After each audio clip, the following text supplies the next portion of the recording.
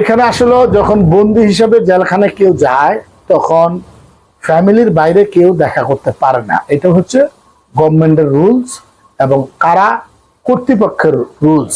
এই রুলস আমি মানে ভঙ্গ করিনি। কেন করিনি? আমার কাছে মনে হয়েছে যে সব ধরনের রুলস মেনে চললে কেমন হয় এটা দেখি না, আমি তাই করেছি।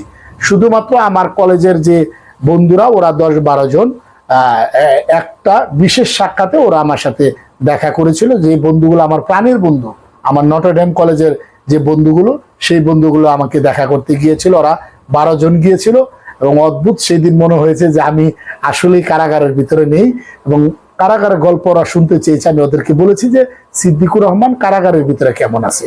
আমার যে সহপাঠী যারা নাটক করেন আমার সাথে দীর্ঘ 28 বছরের ক্যারিয়ারে যারা নাটক করেছে বা যারা পপুলার বাংলাদেশে যারা সবাইকে চিনে, তারা তখন আমার সাথে কমিউনিকেশন করতে পারেনি বা আমাকে কোনো বার্তাও পৌঁছাইতে পারেনি।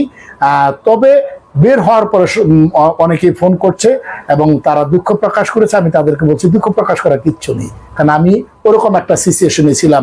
শুরুতে যখন আমি ভিতরে প্রবেশ করেছি এমনটি হয়েছিল যে আমার যে ফোন কল 7 দিন পর পর যে 10 মিনিট ফোনে কথা বলা যায় সেটাও আমার পিবি ছিল, মানে ফোন ব্লক ছিল।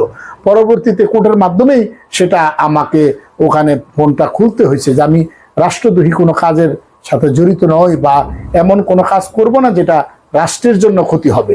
অতএব সেই জায়গাগুলো যখন তাদের মিসবিলিভ হয়েছে তখন তারা আমাকে সেখানে ওই ফোনটা খুলে দিয়েছে। অতএব শিল্পীরা যেতে পারেনি তাতে আমি দুঃখ প্রকাশ করি না, কারণ দিন শেষে প্রত্যেকটা শিল্পী একদম সুস্থ লাইভ লিড করতে চায়, কোনো প্রকার ঝামেলার সাথে জড়াতে চায় না।